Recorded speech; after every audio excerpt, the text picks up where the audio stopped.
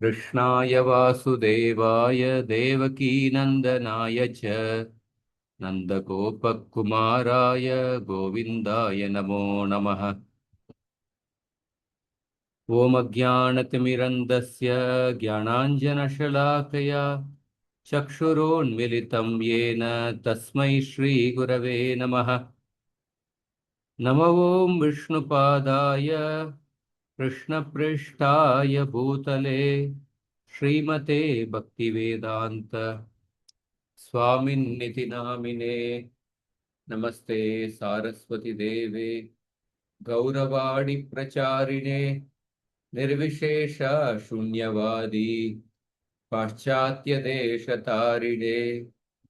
जय श्री कृष्ण चैतन्य प्रभु नित्यानंद श्री अद्वैत गदाधार श्रीवासादि गौर भक्त वृंद। हरे कृष्णा कृष्ण कृष्ण हरे हरे, हरे राम राम राम हरे हरे।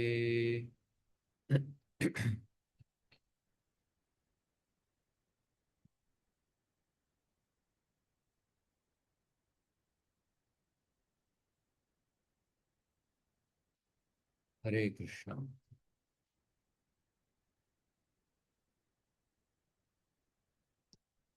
ஸோ பரீட்சித் மன்னருடைய குணங்களை பற்றி, அவருடைய ஜாதகத்தை பார்த்து இந்த பிராமணர்கள் அவருடைய குணங்களை பற்றி வர்ணிக்கின்றார்கள்.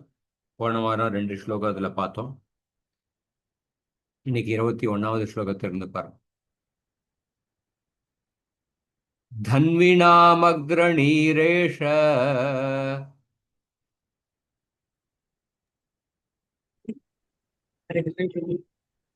தன்வினாம் அக்ரணிரீஷ துல்யச்சார்ஜுனயோர்த்வயோः துல்யச்சார்ஜுனயோர்த்வயோः हुताश इव दुर्धर्षः हुताच इव दुर्दर्शः समुद्र इव दुस्तरः। समुद्र इव दुस्तरः।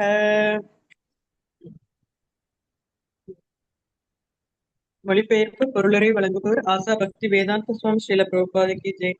இக்குழந்தை பெரும் வில்லாளிகளுக்கிடையில் அர்ஜுனனைப் போல் திறமை மிக்கவராக இருப்பார். இவர் நெருப்பை போல தடுக்க முடியாதவராகவும் சமுத்திரத்தை போல மிஞ்ச முடியாதவராகவும் இருப்பார். தன்வீணாம் அக்ரணீரேஷ, வில்லாளிகளில் இவர் அர்ஜுனருக்கு நிகராக இருப்பார். அர்ஜுனயோர் துவயோஹோ. இங்க அர்ஜுன 2 அர்ஜுனன் இருக்கிறார். அவருடைய தாத்தா அர்ஜுனர், இன்னொரு அர்ஜுனர் கார்த்திவீரிய அர்ஜுன். அவரும் வில்லாளிகள் ரொம்ப சிறந்தவர். ஸோ வில்லாளிகளில் அம்பை எய்தும் திறமையில இந்த 2 அர்ஜுனருக்கு நிகராக இவர் இருப்பார். குதாஷ இவ துர்தர்ஷ, நெருப்பை போல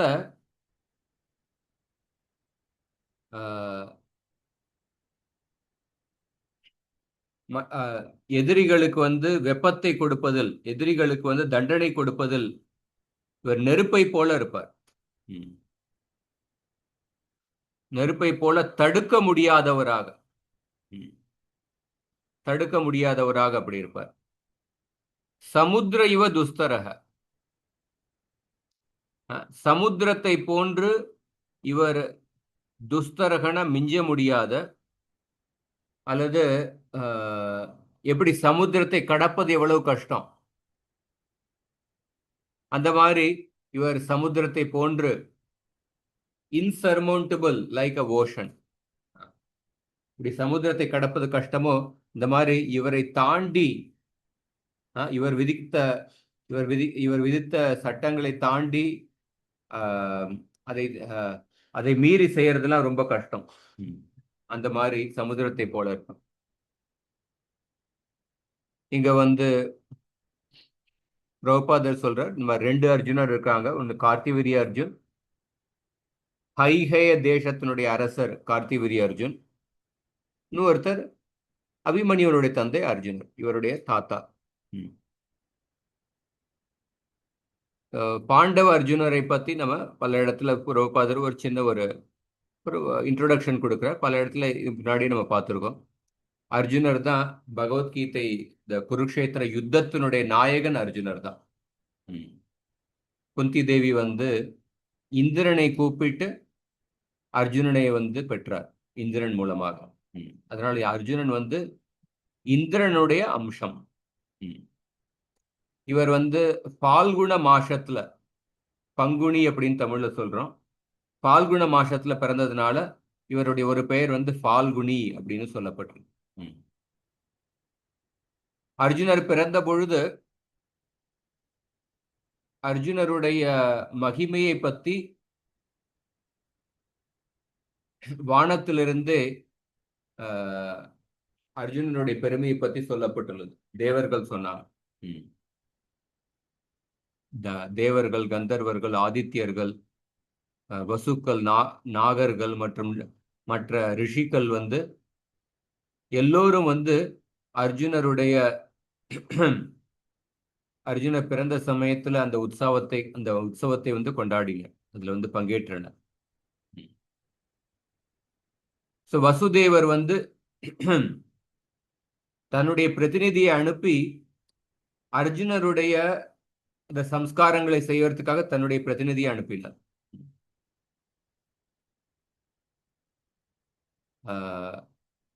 சதஸ்ருங்க அப்படிங்கிற அந்த ஒரு ஆசிரமவாசிகள் முன்னிலையில வந்து அர்ஜுனருடைய சம்ஸ்காரங்கள் செய்யப்பட்டது. அர்ஜுனருக்கு 4 மனைவிகள் இருந்தனர். திரௌபதி, சுபத்ரா, சித்ராங்கதா மற்றும் உலுபி. இவர்கள் 4 பேர் மூலமாக 4 மகன்களை ஈன்றெடுத்தார். திரௌபதி மூலமாக அந்த மகன் தான் அஸ்வத்தாமர் கொன்று விட்டார். சுபத்ரா மூலமாக அபிமன்யு, சித்ராங்கதா மூலமாகவும் பப்ருவாகன, உலுபி மூலமாக இராவான். அவர் துரோணாச்சாரியரிடத்திலிருந்து கல்வியை கற்றார். துரோணாச்சாரியருடைய எல்லா சீடர்களில் அர்ஜுனர் வந்து மிக சிறந்த சீடராக இருந்தார். இந்த மாதிரி அர்ஜுனரை பற்றியான பல கருத்துக்கள் சொல்லப்பட்டுள்ளன. அதனால துரோணாச்சாரியர் வந்து அர்ஜுனரை வந்து சிறந்த வில்லாளியாக்க விரும்பினார். தன்னுடைய அம்பு எய்தும் திறமையை வந்து திரௌபதியை திருமணம் செய்யறதுக்கு முன்னாடி அந்த போட்டியில் பங்கேற்று தன்னுடைய வில்லாளியினுடைய திறமையை வந்து வெளிப்படுத்தினார். அர்ஜுனர் ஒரு தடவை துரோணாச்சாரியரை வந்து ஒரு முதலையினுடைய தாக்குதலில் இருந்து அவர் வந்து காப்பாற்றினார். அதனால திருப்தி அடைந்து துரோணாச்சாரியர் அர்ஜுனனுக்கு வந்து பிரம்மாஸ்திரத்தையும் கொடுத்தார். அர்ஜுனர் துருபதரை தோற்கடித்து அவரை வந்து கைப்பற்றி துரோணாச்சாரியர்கிட்ட கொண்டு வந்தார்.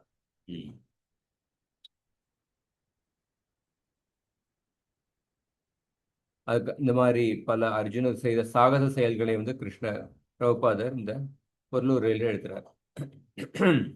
துருபதர் வந்து அர்ஜுனரால தோற்கடிக்கப்பட்டாலும் அர்ஜுனருடைய பிரபாவத்தினால அவரே வந்து ஈர்க்கப்பட்டார். அர்ஜுனருடைய ஒரு பிரசித்தியான குணம் என்னன்னா, அர்ஜுனர்கிட்ட பல பேர் சண்டை போட்டாங்க, அர்ஜுனரால் தோற்கடிக்கப்பட்டாலும் அவர்களுக்கு அர்ஜுனர் மேல அதிக மரியாதை அதிகரித்தது. அப்படிப்பட்ட கேரக்டர் அர்ஜுனர் கிட்ட. பல சமயத்துல நம்ம வந்து ஒருத்தரை தோற்கடிக்கும் பொழுது, அந்த ஒரு அகங்காரத்தினால தோற்கடிக்கும் பொழுது, அந்த யார் தோற்கடிக்கப்படுகின்றார்களோ அவர்களுக்கு வந்து யார் தோற்கடித்தார்களோ அவர்கள் மேல ஒரு வெறுப்பு அதிகரிக்கின்றது. ஆனா எப்படி சைத்தன்ய மகாபிரபு வந்து கேசவ காஷ்மீரை தோற்கடித்த பொழுது கேசவ காஷ்மீருடைய மரியாதையை குறைக்காமல் அவருக்கு தகுந்த மரியாதையை வைத்து அதே சமயத்தில் தோற்கடித்தார். அதனால கேசவ காஷ்மீருக்கு சைத்தன்ய மகாபிரபு மேல மரியாதை அதிகரித்தது. அதே மாதிரி அர்ஜுனர் வந்து யாரையெல்லாம் தோற்கடிக்கின்றாரோ அவர்களுக்கு அர்ஜுனர் மேல உள்ள மரியாதை அதிகரிக்கின்றது. துருபதருக்கும் அர்ஜுனர் மேல உள்ள மரியாதை அதிகரித்தது. அதனாலதான் துருபதர் நினைச்சார், இந்த அர்ஜுனனுக்கே என்னுடைய மகளை வந்து ஒப்படைக்கணும், திருமணம் செய்து வைக்கணும் அப்படின்னு அவர் நினைச்சார். இந்த பல கருத்துக்கள் இதெல்லாம் மகாபாரதத்துல இருக்கு. அந்த கருத்துக்களை எல்லாம் பிரபுபாத் வந்து பொருளுரையில் எழுதுறார். உலூப்பியை வந்து ஹரித்வார்ல சந்தித்தார். அந்த உலூப்பி வந்து நாகலோகத்தை சேர்ந்த பெண். அந்த உலூப்பியை திருமணம் செய்ததுக்கு அப்புறம் அந்த உலூப்பி மூலமாக இராவான் அப்படிங்கிற மகனை பெற்றெடுத்தார். சித்ராங்கதா வந்து மணிப்பூர் அரசருடைய மகள். சித்ராங்கதரை திருமணம் செய்ததுக்கு அப்புறம் பப்ருவாகன் அப்படிங்கிற மகனை பெற்றெடுத்தார். மணிப்பூர் இப்பயும் போனீங்கன்னா மணிப்பூர்ல பிரபுபாதருடைய ஒரு மூத்த சீடர் பக்தி ஸ்வரூப் தாமோதர் மகாராஜ் காலமாயிட்டார். அவர் மணிப்பூரை சேர்ந்தவர். இங்க ஒரு அருமையான கோயில் கூட இருக்கு. இந்த மாதிரி அர்ஜுனர், அதுக்கப்புறம் சுபத்ராவை வந்து சுபத்ராவினுடைய திருமணம் வந்து பலதேவர் வந்து துரியோதனன் கிட்ட நிச்சயித்தார். யாரையும் கேட்காம துரியோதனனுக்கு கொடுப்பதற்காக சுபத்ராவை வந்து அவர் தீர்மானம் பண்ணிட்டார். அப்ப கிருஷ்ணர் வந்து அர்ஜுனர் கிட்ட சொன்னார், நீங்க வந்து கிருஷ்ணர் சுபத்ராவை வந்து அர்ஜுனருக்கு கொடுக்க விரும்பினார். ஆனாலும் நேரடியா பலதேவர் கிட்ட ஆட்சேபம் தெரிவிக்க விரும்பல. அதனால கிருஷ்ணர் வந்து ஒரு திட்டம் போட்டார். அர்ஜுனர் கிட்ட சொன்னார், நீ வந்து ஒரு சன்னியாசி வேஷத்துல போட்டுக்கொண்டு வந்து சுபத்ராவை கடத்தி கொண்டு போய்விடு அப்படின்னு சொல்லிட்டாரு. அர்ஜுனர் வந்து சன்னியாசி வேஷத்துல வந்து சுபத்ராவை கடத்தி கொண்டு போய் அதுக்கப்புறம் திருமணம் செய்து கொண்டார். அதுக்கப்புறம் காண்டவ பிரஸ்த அர்ஜுனர் வந்து இந்த அக்னி தேவரை வந்து திருப்திப்படுத்தினார். அக்னி தேவர் வந்து அந்த காண்டவ பிரஸ்த அப்படிங்கிற வனத்தை வந்து எரித்து அவருடைய பசியை வந்து அகற்றுவதற்காக, பசியை போக்குவதற்காக அப்ப காண்டவ பிரஸ்த அந்த காடு எரியும் பொழுது மற்ற தேவர்கள் வந்து இந்திரன் மற்றும் மற்ற தேவர்கள் வந்து அதுல வந்து அந்த காடு எரியாம இருக்கிறதுக்காக அவங்க மழை பெய்ய வச்சாங்க. அப்ப அர்ஜுனர் வந்து தன்னுடைய அம்புனால ஒரு குடை மாதிரி அந்த மழை தண்ணீர் வந்து இந்த காண்டவ பிரஸ்த அப்படிங்கிற காட்டுக்குள்ள வராம இருக்கிறதுக்காக அவ்வளவு ஒரு அம்பை எய்தி அந்த அம்புனால ஒரு குடை உருவானது.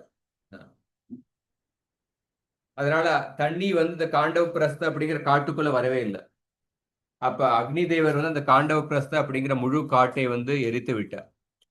அப்ப அக்னி தேவரை திருப்திப்படுத்தினதுக்கு அப்புறம் அக்னி தேவர்கிட்ட இருந்து அக்னி தேவர் அர்ஜுனனுக்கு வந்து பல ஆயுதங்களை கொடுத்தார், அஸ்திரங்களை கொடுத்தார்.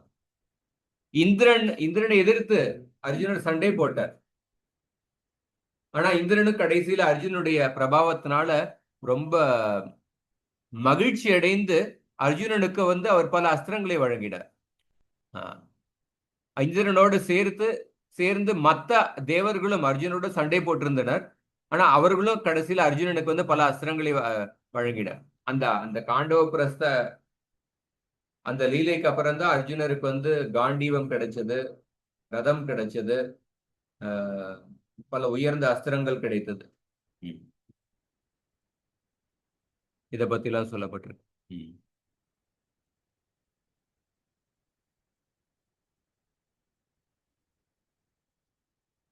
அர்ஜுனரை பத்தி ரொம்ப விரிவாக சொல்றார். அர்ஜுனர் வந்து ஒரு தடவை சிவபெருமான் கிட்ட சண்டை போட்டு சிவபெருமானே வந்து திருப்திப்படுத்தினார். சிவபெருமானே வந்து அர்ஜுனருடைய துணிச்சலால ஆச்சரியப்பட்டு சிவபெருமான் அவரோட மகிழ்ச்சி அடைந்து அர்ஜுனருக்கு வந்து தன்னுடைய பசுபதாஸ்திரத்தை வழங்கினார். அதுதான் அர்ஜுனருடைய ஒரு மிக உயர்ந்த குணம்.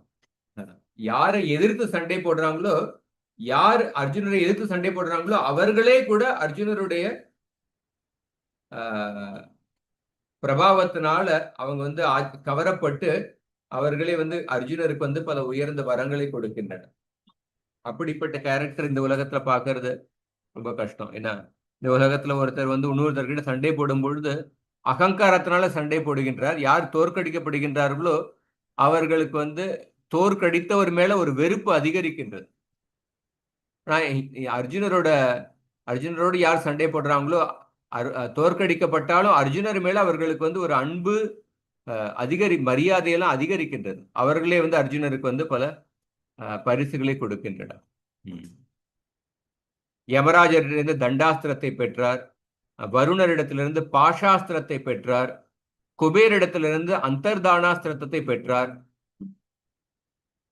அப்ப ஒரு கிருஷ்ணருடைய பக்தராக இருக்கும் பொழுது எப்படி எல்லா தேவர்களும் அவர் அந்த பக்தருக்கு உதவுகின்றனர், அதுக்கு அர்ஜுனனே ஒரு உயர்ந்த உதாரணம். இந்திரதேவர் வந்து அவர் தன்னுடைய வஜ்ராயுதத்தை கூட அர்ஜுனனுக்கு வழங்கினார். மற்றும் இந்திரன் வந்து அர்ஜுனனுக்கு வந்து பல யுத்த கல்விகளையும் சொல்லிக் கொடுத்தார்.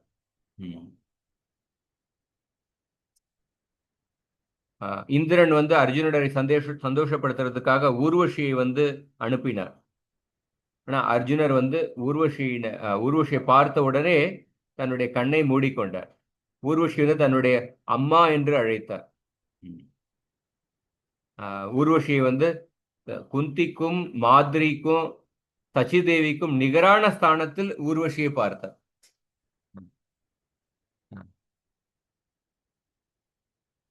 எப்படி பரிசு நடந்தது?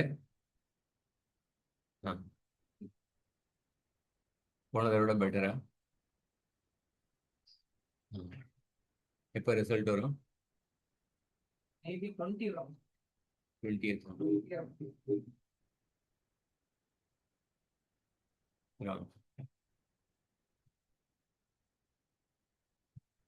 அப்ப வந்து ஊர்வசி வந்து அர்ஜுனருக்கு வந்து சாபம் கொடுத்தார். ஆனா அந்த சாபம் வந்து அர்ஜுனருக்கு வந்து அந்த அக்ஞாத வாசத்துல அந்த சாபம் தான் உதவியது. பக்தருக்கு வந்து ஒரு சாபம் கொடுத்தாலும் பக்தர் வந்து தன்னுடைய பக்தி உணர்வுனால அந்த சாபத்தையே ஒரு அனுகிரகமாக மாற்றி விடுகின்றார், தனக்கு வந்து சாதகமாக மாற்றி விடுகின்றார்.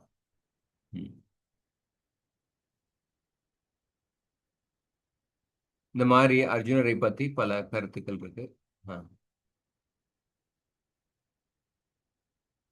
அர்ஜுனரால தான் நமக்கு வந்து பகவத்கீதை இந்த உலகத்துல கிடைத்தது. அர்ஜுனர் குருக்ஷேத்திர யுத்தத்துல கர்ணர் இந்த மாதிரி பல உயர்ந்த வீரர்களையும் அவர் வந்து தோற்கடித்தார். பகவத்கீதை அவர் மூலமாக தான் கிடைத்தது. மாதிரி அர்ஜுனரை பற்றி பல விரிவாக கிருஷ்ணர் வந்து பிரபுபாதர் சொல்லியிருக்கார். அடுத்த ஸ்லோகம். மிருகேந்திர இவ விக்ராந்தோ மிருகேந்திர இவ விக்ராந்தோ நிஷேவ்யோ ஹிமவாணிவ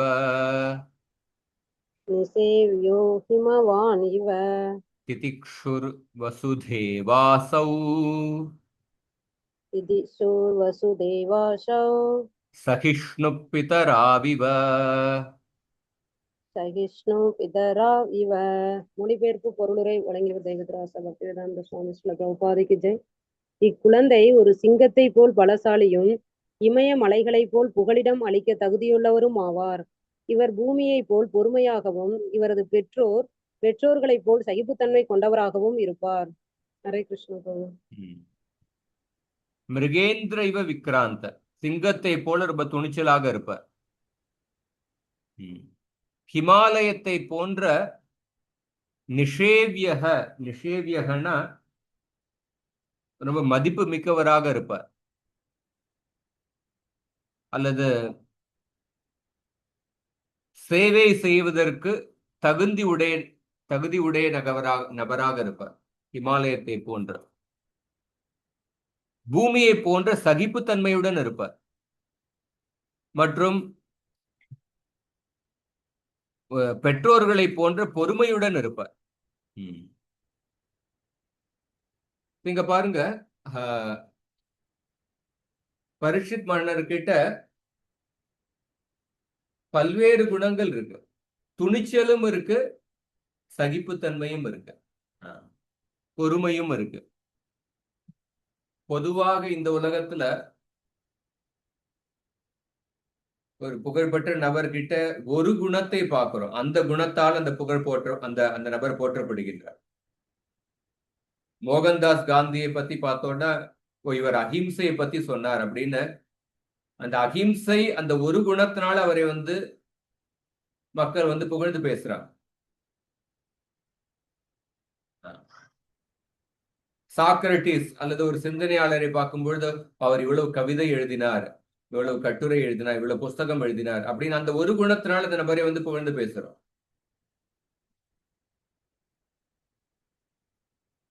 இந்த மாதிரி இந்த உலகத்துல பல நபர்களை பத்தி பார்க்கும் பொழுது அவர்கள் ஏதாவது ஒரு குணத்தை, ஒரு நல்ல குணத்தை வெளிப்படுத்தி இருப்பாங்க, அதனால் அந்த நபர் புகழப்படுகின்றார். ஆனா பரீட்சித் மகாராஜர் அவரை பார்க்கும் பொழுது அவர் எல்லா குணங்களையும் வெளிப்படுத்தினார். அவர்கிட்ட துணிச்சலும் இருந்தது. எந்த சமயத்துல துணிச்சல் தேவைப்படுகின்றதோ அந்த சமயத்துல துணிச்சலை வெளிப்படுத்துவார். எந்த சமயத்துல தண்டனை கொடுக்க வேண்டும், அந்த தண்டனை கொடுத்து ஒருத்தரை கண்டிக்கணுமோ அந்த சமயத்துல அந்த குணத்தை வெளிப்படுத்துவார்.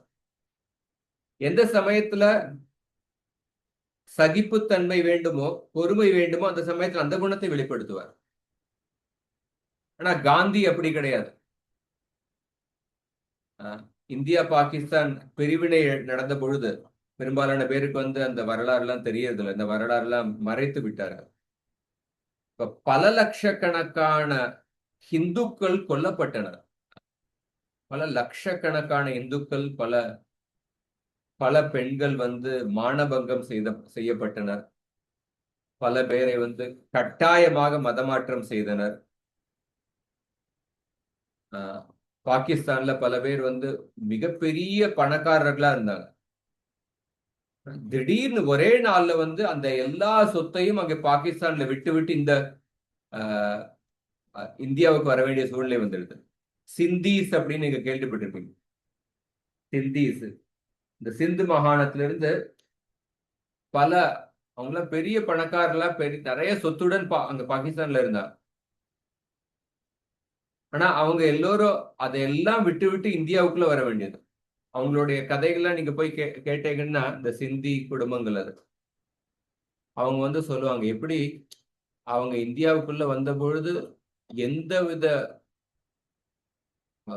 அவங்க கிட்ட அவ்வளவு பணம், எதுவுமே பணமே இல்லைன்னா எவ்வளவு எடுத்துட்டு வர முடியும்? வெறும் கொஞ்சம் துணிமணி எடுத்துட்டு வந்திருக்காங்க. அதுக்கப்புறம் இந்தியாவுல பல அகதிகள் முகாம்ல தங்க வச்சிருக்காங்க. அதுக்கப்புறம் இந்தியாவுல அவங்க ரொம்ப கஷ்டப்பட்டு முன்னேறி வந்திருக்காங்க. பல இடத்துல சென்னையிலையும் பார்த்தீங்கன்னா பல இடத்துல இந்த சிந்தி குடும்பங்கள் இருக்கு. பாம்பேல மற்ற பல இடத்துல இந்தியாவில். எதுக்காக சொல்ல வரேன்னா, அந்த சமயத்துல பல இந்துக்கள் இந்துக்களை முஸ்லிம்கள் தாக்கிய பொழுது பல பேர் காந்தி கிட்ட போய் சொன்னாங்க, இந்துக்களை முஸ்லிம்கள் தாக்குறாங்க, என்ன செய்யணும் அப்படின்னு கேட்டான். அப்ப காந்தி சொன்னார், இந்துக்கள் அதை சகித்து கொள்ள வேண்டும், திரும்பி தாக்க கூடாது அப்படின்னு சொன்னார்.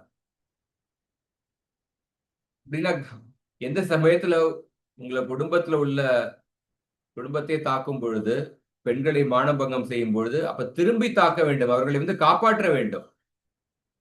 அப்ப வன்முறையும் தேவைப்படுகின்றது. ஏன்னா யாரு தவறு செய்கின்றார்களோ அவர்களை தண்டிக்கிறதுக்கு வன்முறையும் தேவைப்படுகின்றது. ஆனா காந்தி அஹிம்சை மட்டுமே போதித்தார். முஸ்லிம்கள் மேல நீங்க திரும்பி தாக்கக்கூடாது அப்படின்னு சொன்னார். அந்த மாதிரி இந்த உலகத்துல ஒருத்தர் ஒரு குணத்தை வெளிப்படுத்தும் பொழுது அந்த குணத்தை மட்டுமே வெளிப்படுத்துறார். ஆனா பரீட்சித் மகாராஜர் போன்ற பக்தர்கள் அவர்கள் ஒரு குணத்தை கருவியாக உபயோகப்படுத்தினார். அப்படின்னா எந்த குணம் எந்த சமயத்துல உபயோகப்படுத்தினோம்னா அது வந்து தர்மத்தை காப்பாற்றுவதற்கு உபயோகமாக இருக்குமோ அதன் அடிப்படையில அந்த அந்த சூழ்நிலையில அந்த குணத்தை வெளிப்படுத்துவார். ஒரு ஒரு சூழ்நிலையில வந்து தர்மத்தை காப்பாற்றுவதற்கு வன்முறையை வெளிப்படுத்தணும்னா, அல்லது நெருப்பை போன்ற அல்ல ஒரு சிங்கத்தை போன்ற ஒரு துணிச்சல், நெருப்பை போன்ற வெப்பத்தை அப்படி வெளிப்படுத்தணும்னா அந்த குணத்தை வெளிப்படுத்துவார். ஒரு சூழ்நிலையில தர்மத்தை காப்பாற்றுவதற்கு சகிப்புத்தன்மையை வெளிப்படுத்தணும்னா சகிப்புத்தன்மையை வெளிப்படுத்துவார். அப்ப வந்து அவர் பரீட்சித் மகாராஜர் அந்த குணங்களை வந்து தர்மம் வளருவதற்காக, கிருஷ்ணருடைய சேவைக்காக அந்த குணத்தை வந்து ஒரு கருவியாக வெளிப்படுத்தினார், கருவியாக உபயோகப்படுத்தி வெளிப்படுத்தினார். ஆனா மத்த நபர்கள் வந்து அந்த குணங்களை வந்து கருவியாக உபயோகப்படுத்தல. இந்துக்களை முஸ்லிம்கள் தாக்கும் பொழுது காந்தி என்ன சொன்னார்? நீங்க அகிம்சையை கடைபிடிங்க அப்படின்னார். அந்த மாதிரி பல பேர் இருக்காங்க. அதனால அதுதான் கிருஷ்ணர், பரீட்சித் மகாராஜர், பிருத்து மகாராஜர் இந்த மாதிரி உயர்ந்த பக்தர்கள் வந்து எல்லா குணங்களையும் வெளிப்படுத்தினர். பிருத்து மகாராஜரை பத்தியும் 4வது ஸ்கந்தத்துல வர்ணனை வருது. அவருடைய வர்ணனையில இந்த மாதிரி அவர் எப்படி எல்லா குணங்களையும் வெளிப்படுத்தினார் அப்படின்னு வருது. அதனால நம்ம ஒவ்வொரு குணமும் பார்த்தோம்னா, ஒவ்வொரு குணமும் ஒரு குறிப்பிட்ட சூழ்நிலையில அந்த குணம் நல்ல குணமா இருக்கும். ஆனா அதே குணம் வந்து வேறொரு சூழ்நிலையில அந்த குணம் வந்து தவறான குணமாக ஆகிவிடும். உறுதி மனப்பான்மை அப்படின்னு வச்சுக்கோங்களேன். உறுதி மனப்பான்மை ஒரு நல்ல குணம். ஆனா அதே உறுதி மனப்பான்மை வந்து இன்னொரு சூழ்நிலையில வந்து விட்டு கொடுக்க வேண்டியிருக்கும். அந்த சமயத்துல நீங்க உறுதி மனப்பான்மையுடன் அதே முடிவுல இருந்தீங்கன்னா அது வந்து தவறான குணமாக ஆகிவிடும். அந்த சூழ்நிலையில வந்து அந்த உறுதி மனப்பான்மை வந்து பிடிவாத குணம் அப்படின்னு நம்ம சொல்லுவோம். இவர் ஏன் இப்படி பிடிவாதமா இருக்காரு அப்படின்னு. அப்படின்னா எந்த குணம் எவ்வளவு நல்ல குணமா இருந்தாலும் இந்த பௌதிக உலகத்துல சில சூழ்நிலைகள்ல அந்த குணத்துக்கு எதிர்மாறான குணத்தை வெளிப்படுத்த வேண்டியிருக்கும். அகிம்சை அல்லது உறுதி மனப்பான்மை அல்லது சகிப்புத்தன்மை. சில குணம் சகிப்புத்தன்மை ஒரு குறிப்பிட்ட சூழ்நிலையில நல்ல குணமா இருக்கும். ஆனா வேறு சூழ்நிலையில வந்து அதை சகித்து கொண்டு இருந்தீங்கன்னா, தப்பு உங்களுக்கு கண் முன்னாடி தவறு நடக்கும்போது சகித்து கொண்டு இருந்தீங்கன்னா அந்த தவறுல நீங்களும் துணை போய் விடுகின்றீர்கள். அது வந்து கோழை அப்படின்னு ஆகிவிடும். அதனாலதான் ஒவ்வொரு குணமும் வந்து தர்மத்துடன் தொடர்பு படும் பொழுது அந்த குணம் வந்து அந்த குணத்தினால நல்ல விளைவுகள் வரும். 4வது ஸ்கந்தம் 1வது அத்தியாயத்துல தக்ஷ பிரஜாபதி தன்னுடைய 13 மகள்களை வந்து தர்ம அப்படிங்கிற தர்ம தேவதைக்கு வந்து அவர் வந்து கன்னியாதானம் செய்து வைத்தார் தன்னுடைய 13 மகள்களை. அந்த 13 மகள்களுடைய பேர் வரும் பொழுது மூர்த்தி, ஸ்ரத்தா, துஷ்டி அப்படின்னு பேர் வருது. அந்த ஒவ்வொரு பேரும் வந்து ஒரு குணங்களுடைய பெயர். அப்படின்னா அந்த குணங்கள் வந்து தர்மத்துடன் தொடர்பு படும் பொழுது அதனால நல்ல விளைவுகள் வரும். அதே குணம் வந்து தர்மத்துடன் தொடர்பு இல்லைன்னா, எப்படி காந்தியினுடைய அகிம்சை இந்துக்களை வந்து முஸ்லிம்கள் தாக்கிய பொழுது அப்பையும் அகிம்சை கடைபிடிக்க சொன்னார். அப்ப அந்த சமயத்துல அந்த அகிம்சை வந்து தர்மத்துடன் தொடர்பு இல்லை, அதர்மத்துடன் தொடர்பு இருந்தது. அதனால அதனுடைய விளைவுகள் பல தீய விளைவுகள். எவ்வளவு பேர் சாகடிக்கப்பட்டனர், எவ்வளவு பேர் கொல்லப்பட்டனர், எவ்வளவு பெண்கள் வந்து மானபங்கம் செய்யப்பட்டனர். அதனாலதான் கோட்ஸே வந்து காந்தியை வந்து கொன்றார். ஆனா இந்த வரலாறு எல்லாம் பெரும்பாலும் பேருக்கு தெரியறதில்லை. அதுவும் குறிப்பாக தமிழ்நாட்டுல திராவிட மாடல் எல்லாம் இந்த வரலாறுல மறைச்சிருவாங்க. அதனால எந்த ஒரு குணமா இருந்தாலும் அந்த குணம் வந்து தர்மத்துடன் தொடர்பு படும் பொழுது அந்த குணத்தினால வருகின்ற விளைவுகள் நல்ல விளைவுகளா இருக்கும். எந்த குணம் வந்து எந்த ஒரு குணமா இருந்தாலும் அது கிருஷ்ணருடைய சேவையில் ஈடுபடுத்தப்படும் பொழுது அப்பதான் அதனுடைய விளைவுகள் நல்ல மங்களகரமான விளைவுகளா இருக்கும். ஆனா தர்மத்துடன் தொடர்பு படாம இருக்கும் பொழுது அதே குணத்தினுடைய விளைவுகள் தவறான விளைவுகளா இருக்கும், அமங்கலமான விளைவுகளே ஏற்படுது. அப்ப இங்க பாக்குறோம், பரீட்சித் மகாராஜர் பூமியை போன்ற சகிப்புத்தன்மை உடையவரா இருக்கார், அதே சமயத்துல சிங்கத்தை போன்ற துணிச்சல் உடையவராக இருக்கார்.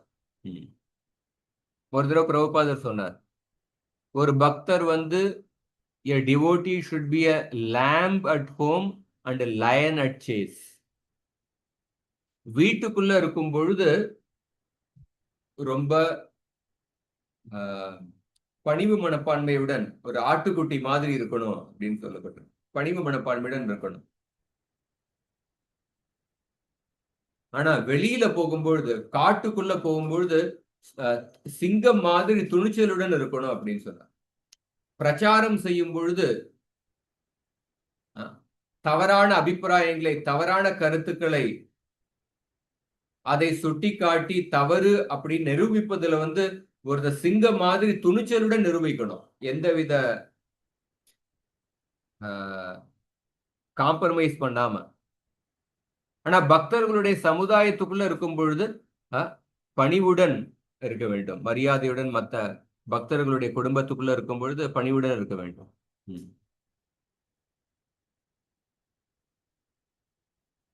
அந்த மாதிரி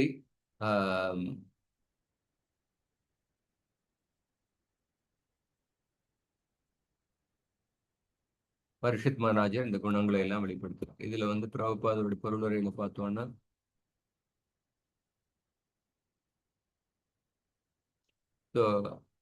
பொதுவா மலைகள்ல பல வகையான உலோகங்கள், தாதுக்கள்லாம் இருக்கின்றன. மலைகள்ல பல குகைகள் இருக்கும், பல வகையான பழங்கள், இந்த மாதிரி அருவிகள் இதெல்லாம் இருக்கும்.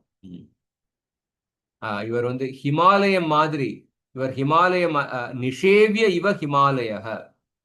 எப்படி மலைகள்ல இயற்கை வளங்கள் அதிகமாக இருக்கின்றதோ அதே மாதிரி பரிஷித் மகாராஜர் கிட்ட நிறைய செல்வங்கள் இருந்தது. அதனால அவர் சேவையை ஏற்றுக்கொள்வதற்கு தகுந்த நபராக இருந்தார்.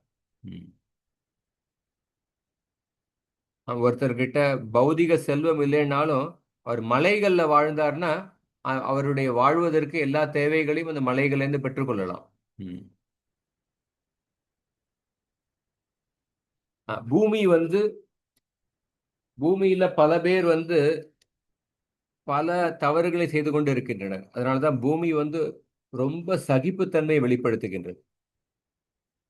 பல பேர் திடீர்னு குண்டு வைக்கிறாங்க, அல்லது ஒரு குண்டை சோதிப்பதற்காக அந்த குண்டை ஒரு இடத்துல போடுவாங்க, அல்லது பூமிக்குள்ள நம்ம தோண்டி போர் போடுறோம், பூமிக்குள்ள தோண்டி பெட்ரோல் எடுக்கிறதுக்காக அவ்வளவு பூமிக்குள்ள நம்ம தோன்றோம். இந்த மாதிரி பூமியில பல பேர் பல தவறான செயல்களை செய்யறாங்க. அப்படி இருந்தாலும் பூமி சகித்து கொண்டு இருக்கின்றது. பெற்றோர்களும் பார்த்தோம்னா, பெற்றோர்கள் எப்படி குழந்தைகள் செய்கின்ற சேட்டைகளை, குழந்தைகளுடைய பிடிவாதங்களை எல்லாம் பொறுத்து கொண்டிருக்கின்றார்கள். அதே மாதிரி பரிஷித் மகாராஜர் அந்த குணங்களையும் வெளிப்படுத்தினார். அடுத்த ஸ்லோகம்.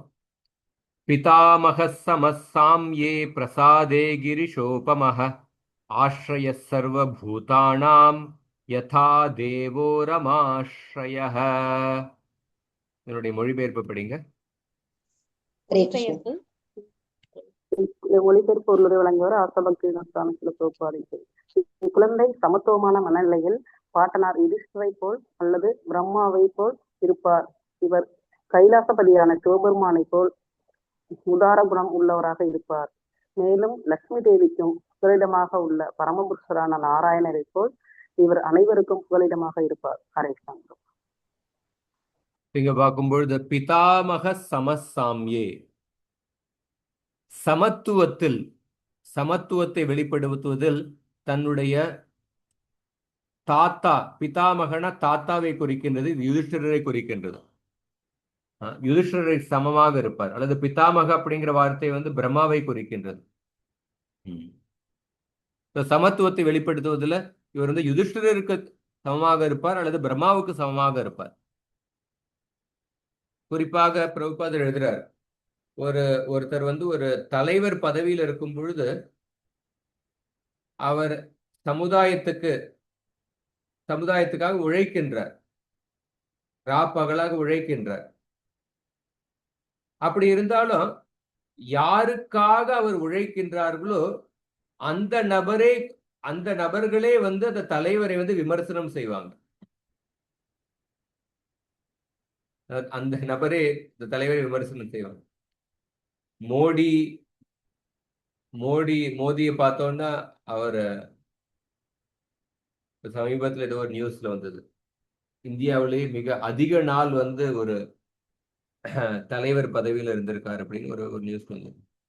குஜராத்ல ஒரு 10 வருஷம் இருந்தாரு போல இருக்கு. இப்ப 12-13 வருஷம் நடந்துட்டு இருக்கு. இவ்வளவு வருஷம் இருந்தாலும் அவர் வந்து விடுமுறை எடுத்ததே கிடையாது, அல்லது ரொம்ப கம்மி தான் விடுமுறை எடுத்திருக்காரு, அல்லது விடுமுறை எடுத்ததே இல்லை, அந்த மாதிரி ஏதோ இருக்கு நினைக்கிறேன். அப்ப அவர் வந்து சமுதாயத்துக்காக உழைத்தாலும் இதுக்கு முன்னாடி பல பேர் வந்து சுயநலவாதியா இருந்து தலைவர் பதவியில் இருந்தாங்க. அவர்களை விட சுயநலமற்ற மனநிலையுடன் யார் வந்து சேவை செய்யறாங்களோ இவருக்கு வந்து அதிக விமர்சனம் கிடைக்குது. இவர்கிட்ட சில தவறுகள் இருக்கலாம். உதாரணத்துக்கு சொல்றேன், சில தவறுகள் யாரும் வந்து கிருஷ்ணரை தவிர எல்லோருக்கும் மற்ற யாரும் வந்து பர்ஃபெக்ட் கிடையாது, எல்லோருக்கும் சில குறைகளும் இருக்கும்.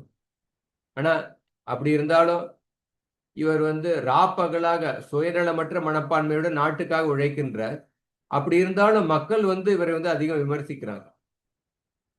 அப்போ ஒரு தலைவர் பதவியில் இருக்கும் பொழுது அந்த விமர்சனங்களையும் பொருட்படுத்தாமல் அந்த தலைவருடைய கடமையை ஒருத்தர் தொடர்ந்து செய்ய வேண்டும். விமர்சனங்களால நீங்க ஒருத்தர் பாதிக்கப்பட்டாருன்னா அந்த தலைவருடைய கடமை தொடர்ந்து செய்வதற்கான அந்த உற்சாகத்தை இழந்து விடுவார்.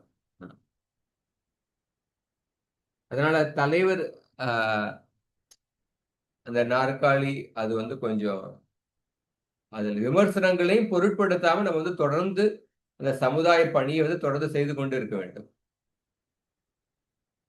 இதுல ஒரு உதாரணம் பிரபுபாதர் கொடுக்கிறார். பிரம்மா வந்து இந்த உலகத்தை சிருஷ்டித்தவர். ஆனா அவரே வந்து கிருஷ்ணருடைய உயர்ந்த பக்தர்களான கோபியர்கள் வந்து விமர்சித்து பேசினர்.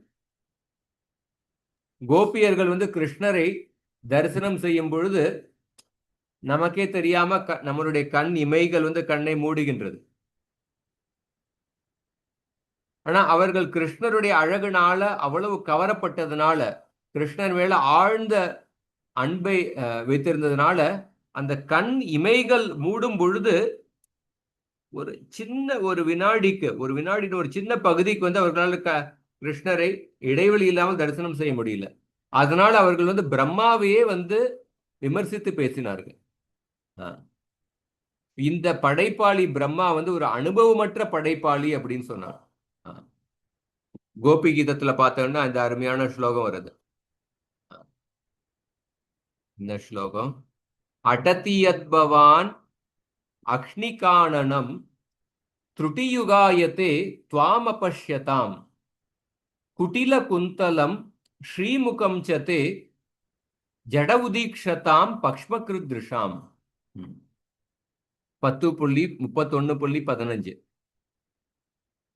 இந்த ஸ்லோகத்துல தான் கோபியர்கள் சொல்றாங்க, கிருஷ்ணர் வந்து விருந்தாவன காட்டுக்குள்ள மாடுகளை மேய்க்கிறதுக்காக போகும் பொழுது அப்ப ஒரு வினாடி எங்களுக்கு வந்து ஒரு யுகம் மாதிரி இருக்கின்றது. கிருஷ்ணருடைய பிரிவில ஒரு வினாடி எங்களுக்கு ஒரு யுகம் மாதிரி இருக்கின்றது. யுகாயுத்தம் நிமேஷேன சக்ஷுஷா பிராவிருஷாயுத்தம் சூன்யாயுத்தம் ஜெகத் சர்வம் கோவிந்த விரகேனமே. அதுக்கப்புறம் கிருஷ்ணர் காட்டிலேருந்து திரும்பி வரும் பொழுது நாங்க ஆர்வத்துடன் கிருஷ்ணருடைய முகத்தை வந்து தரிசனம் செய்ய விரும்புகின்றோம். அந்த குருண்ட அந்த சுருண்ட கூந்தலினால சூழப்பட்ட அந்த கிருஷ்ணருடைய தாமரை மகத்தை தரிசனம் செய்ய விரும்புகின்றோம். ஆனா அந்த சமயத்துல இந்த கண் இமைகள் அவரை இடைவெளி இல்லாமல் தரிசனம் செய்யறதுல தடை ஏற்படுத்துகின்றன. அப்படி நினைச்சு இந்த கண் இமைகளை இந்த ஜட உதீக்ஷதாம் பக்ஷ்மகிருத் திருஷாம், இந்த அனுபவமற்ற படைப்பாளி பிரம்மா படைத்திருக்கின்றார் அப்படின்னு பிரம்மா விமர்சித்து பேசுறான். தப்ப பிரம்மாவினுடைய பதவியில இருந்தாலும் உங்களால விமர்சனங்களை தவிர்க்க முடியாது. அதுவும் யார்கிட்டேந்து வருது? கிருஷ்ணருடைய உயர்ந்த பக்தர்கள்கிட்ட விமர்சனம் வருது. அப்ப ஒரு தலைவர் பதவியில் இருக்கும் பொழுது அவர் சமத்துவம் அப்படிங்கிற குணம் இல்லைன்னா அவரால அந்த தலைவருடைய பணியை தொடர்ந்து செய்ய முடியாது. பரீட்சித் மகாராஜர் பிரம்மாவை போன்று யுதிஷ்டிர மகாராஜரை போன்று சமத்துவத்தை வெளிப்படுத்தினார். பிரசாதே கிரிஷோபமக, சிவபெருமானை போன்று இவரை சுலபமாக திருப்திப்படுத்தி விடலாம் அப்படின்னு சொல்லப்பட்டிருக்கு. சிவபெருமானுக்கு ஒரு பெயர் என்ன? ஆசுதோஷ். சிவபெருமானை ரொம்ப சுலபமாக திருப்திப்படுத்தி விடலாம். அவர் மிக உதார பெருந்தன்மை படைத்தவர். அதுக்கப்புறம் அவர் என்ன கேட்கிறாங்களோ அதையும் கொடுக்கிறார். பரீட்சித் மகாராஜர் சிவபெருமானை போன்று மிக சுலபமாக இவரை திருப்திப்படுத்தி விடலாம். ஆශ්‍රய சர்வபூதானாம் யதாதேவோ ரமாශ්‍රய, எல்லா உயிரினங்களுக்கும் இவர் அடைக்கலம் கொடுப்பார். இதுக்கு யாரோட ஒப்பிட்டு சொல்லப்பட்டிருக்கு? நாராயணனை போன்று. யதாதேவோ ரமாශ්‍රய. ரமானா லக்ஷ்மி தேவி. லக்ஷ்மி தேவி யாரிடத்தில் அடைக்கலம் புகுந்துள்ளாரோ அவர் யார்? நாராயணன். அந்த நாராயணன் எல்லா உயிரினங்களுக்கும் அடைக்கலம் கொடுக்கின்றார். நித்யோ நித்யானாம் சேதனச்சேதனானாம் ஏகோ பகூனாம் யோ விததாதி காமான். நாராயணன் தான் எல்லா உயிரினங்களையும் அவர் தான் பராமரித்துக் கொண்டிருக்கின்றார். அந்த நாராயணனுக்கு நிகராக தன்னுடைய நாட்டில் உள்ள எல்லா குடிமகன்களுக்கு ஒரு தகுந்த பாதுகாப்பை கொடுத்தார், தகுந்த அடைக்கலத்தை கொடுத்தார்.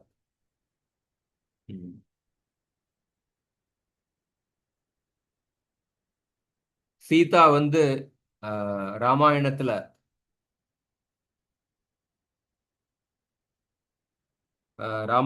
ராமர் லக்ஷ்மணர் கிட்ட சொன்னார், சீதையை நீங்க வால்மீகி ரிஷியினுடைய ஆசிரமத்துக்கு கொண்டு போங்க, அங்க கொண்டு போய் விட்டுட்டு வாங்க அப்படின்னு சொன்னார். அந்த சமயத்துல அயோத்தியாவுல பல பேர் சீதாவினுடைய நடத்தையை பத்தி விமர்சித்து பேசித்துக் கொண்டிருந்தார். அப்போ ராமர் தன்னுடைய ஒரு தலைவராக இருக்கிறதுனால சீதாவை வால்மீகி ரிஷியினுடைய ஆசிரமத்துக்கு கொண்டு போய் விட்டுட்டு வர சொன்னார். சீதாவு கூட என்னன்னு தெரியாது, எதுக்கு அங்க போறோம் அப்படின்னு தெரியாது. அப்ப கடைசியில லக்ஷ்மணர் என்ன காரணம்னு சொல்லும் பொழுது சீதா புரிந்து கொண்டார். ராமர் நாட்டுல இப்படி விமர்சித்து பேசுறாங்க, அதனால ராமர் தலைவருடைய ஸ்தானத்துல இருக்கிறதுனால அவர் என்னை இங்க அனுப்பிச்சிருக்கார் அப்படின்னு அவர் புரிந்து கொண்டார். அப்ப அந்த சமயத்துல சீதா லக்ஷ்மணர் கிட்ட சொன்னார், இந்த கருத்தை நீங்கள் ராமர் கிட்ட சொல்லுங்கள் அப்படின்னு சொன்னார். என்ன சொன்னாங்கன்னா, சீதா ராமருக்கு ஒரு கருத்தை சொல்வதற்காக லக்ஷ்மணர் கிட்ட சொன்னார், நீங்க ராமர் கிட்ட சொல்லுங்கள், நீங்க எந்த அளவுக்கு நீங்க உங்களுடைய சகோதரர்களை மேல உங்களுக்கு அன்பு இருக்கின்றதோ அதே அளவுக்கு நீங்க உங்களுடைய குடிமகன்கள் மேலேயும் அன்பை செலுத்துங்கள் அப்படின்னு இந்த கருத்தை ராமர் கிட்ட சொல்லி சொன்னார். ஏன் அப்படி சொன்னார்? ராமருக்கு வருத்தம் இருந்திருக்கும். இந்த குடிமகன்கள் என்னுடைய மனைவி என்னுடைய நடத்தை மேல சந்தேகத்தை விமர்சித்து பேசுறதுனால அதனால என்னுடைய மனைவியே பிரிந்து இருக்க வேண்டியிருக்கு, மனைவியே வந்து வால்மீகி ரிஷியினுடைய ஆசிரமத்துக்கு அனுப்ப வேண்டியிருக்கு அப்படின்னு நினைத்து ராமருக்கு வந்து அந்த தன்னுடைய குடிமகன்கள் மேல ஒரு வெறுப்பு ஏற்பட்டிருக்கலாம். எல்லாம் இந்த குடிமகன்களுக்காக இவ்வளவு பாடுபடுறேன், ஆனா அவர்களே என்னுடைய மனைவியை பத்தி இப்படி அவன் மனைவியினுடைய நடத்தை பத்தி இப்படி விமர்சித்து பேசுறாங்களே, அதனால என்னுடைய மனைவி அங்க அனுப்ப வேண்டியிருக்கு அப்படின்னு நினைச்சு ராமருக்கு தன்னுடைய நாட்டில் உள்ள குடிமகன் மேல ஒரு வெறுப்பு ஏற்படலாம். ஆனா சீதா சொல்றான், ராமர் கிட்ட சொல்லுங்க, நீங்க எந்த அளவுக்கு உங்களுடைய சகோதரர் மேல அன்பு வச்சிருக்கின்றீர்களோ அதே அளவுக்கு உங்களுடைய குடிமகன்களையும் மேலே அன்பை வையுங்கள், குடிமகன்களை வெறுக்காதீர்கள். நான் வால்மீகி ரிஷியை வால்மீகி ரிஷி ஆசிரமத்துக்கு போறதுக்கு காரணமானது குடிமகன்கள் அப்படின்னு நினைச்சு அவர்களை வெறுக்காதீர்கள். அப்படின்னா எந்த கருத்தை சொல்றாங்க?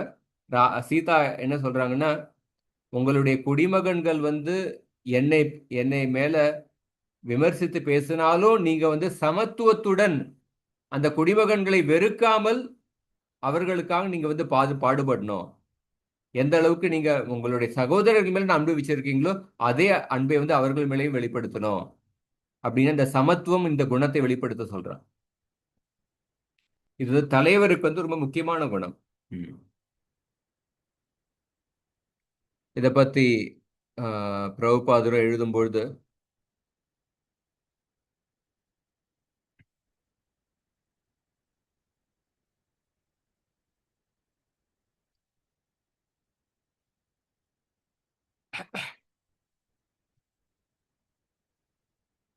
யுதிஷ்டிர மகாராஜருடைய வாழ்க்கையிலையும் பார்த்தீங்கன்னா, யுதிஷ்டிர மகாராஜர் அவருக்கும் பல கஷ்டங்களை எதிர்கொள்ள வேண்டியிருந்தது. ஆனா யுதிஷ்டிர மகாராஜர் அவ்வளவு கஷ்டமான சூழ்நிலையிலும் சமத்துவத்தை வந்து வெளிப்படுத்தினார். உதாரணத்துக்கு பார்த்தோம்னா இந்த யக்ஷ பிரஷ்ன அந்த பிரசங்கத்துல அவருடைய கண் முன்னாடி அவருடைய சகோதரர்கள் பிணம் மாதிரி விழுந்து கிடந்திருந்தனர். அவர் பசி தாகத்தினால அவ்வளவு களைப்புடன் இருந்தார். அவருடைய மனைவியை வந்து தன்னந்தனி நடுக்காட்டுல விட்டுட்டு வந்திருக்காரு, எந்தவித பாதுகாப்பு இல்லாம. அந்த சமயத்துல யக்ஷர் கேள்வி மேல கேள்வி கேட்டுட்டு இருக்கார். 124 கேள்வி, எப்ப கேள்வி முடியும்னே தெரியல. அந்த சமயத்துல ஒரு சமத்துவத்தை வித் கம்போஷர் ஆஃப் மைண்ட், சமத்துவத்தை வெளிப்படுத்தி ஒவ்வொரு கேள்விக்கும் நிதானமாக உடனடியாக தகுந்த பதிலை அளித்தார். அந்த கேள்விகள்லாம் கேட்டதுக்கு அப்புறம் யக்ஷர் வந்து அவரிடத்தில் ரொம்ப சந்தோஷப்பட்டு அவர்கிட்ட சொன்னார், நான் சொன்ன எல்லா கேள்விகளுக்கும் நீங்க அருமையா பதில் சொல்லியிருக்கீங்க. இப்ப இந்த 4 சகோதரர்கள்ல யாராவது ஒரு சகோதரரை வந்து நான் வந்து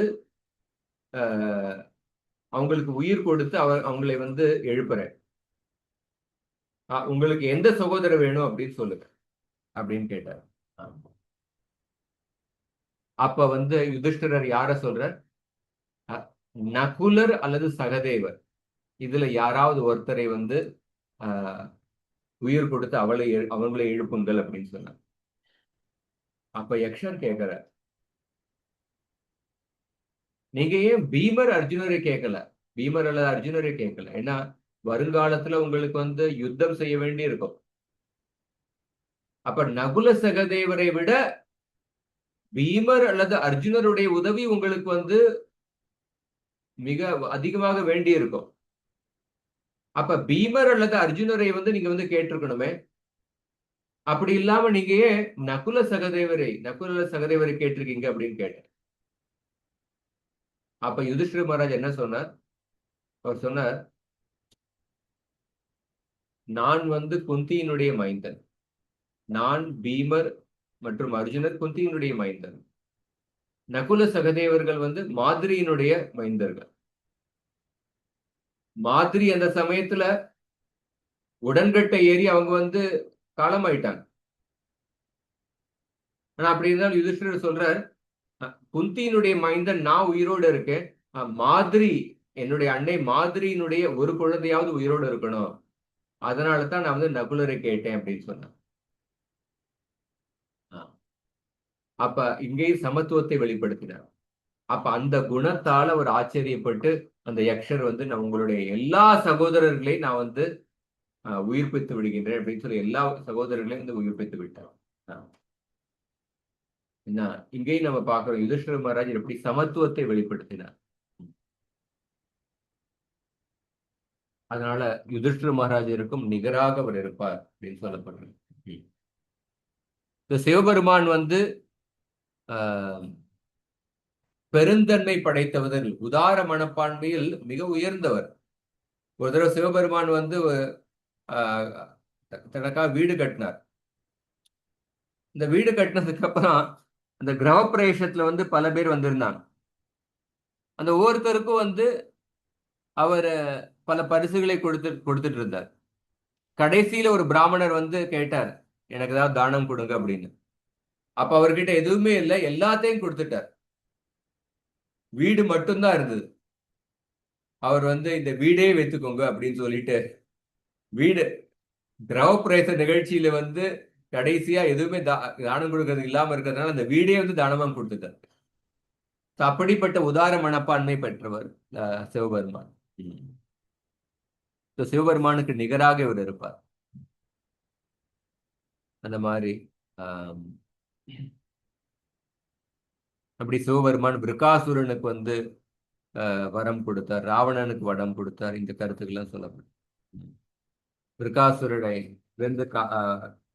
விருக்காசுரனிலிருந்து சிவபெருமானை காப்பாற்றுவதற்காக விஷ்ணுவே வந்து ஒரு குழந்தையினுடைய வடிவத்தில் வந்து அந்த விருக்காசுரனுக்கு வந்து சொன்னார். ஒரு சிவபெருமானுடைய வரங்கள்லாம் பெரும்பாலான சமயத்துல வந்து அது செயல் சரியா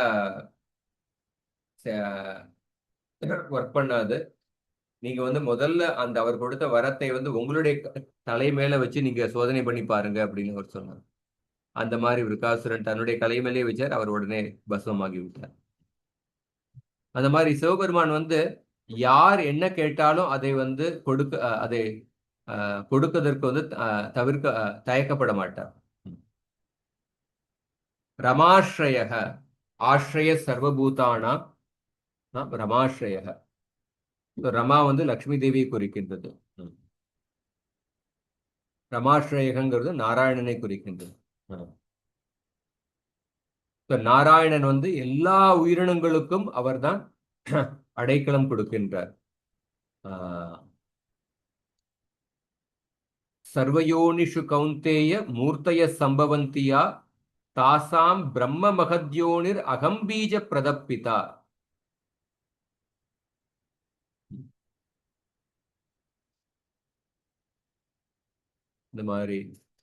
அந்த மாதிரி பரிஷத் மகாராஜர் வந்து எல்லா குடிமகன்களுக்கும் தகுந்த அடைக்கலத்தை கொடுத்தார். அதுக்கப்புறம் 24வது ஸ்லோகத்தில் இருந்து நம்ம அடுத்த வாரத்தில் பார்க்கலாம். ஹரே கிருஷ்ணன்.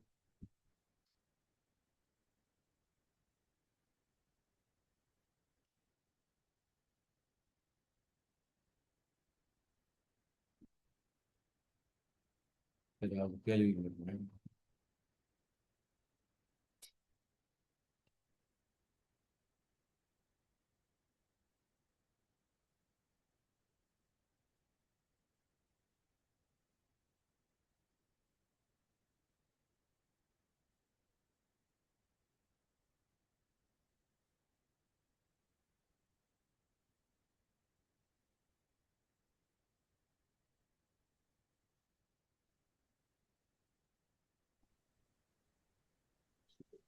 ஹரே கிருஷ்ணன். சரி, இதோட முடித்துக் கொள்வோம். ग्रंथरा श्रीमद्भागवतम की जय, श्री गुरु गौरव।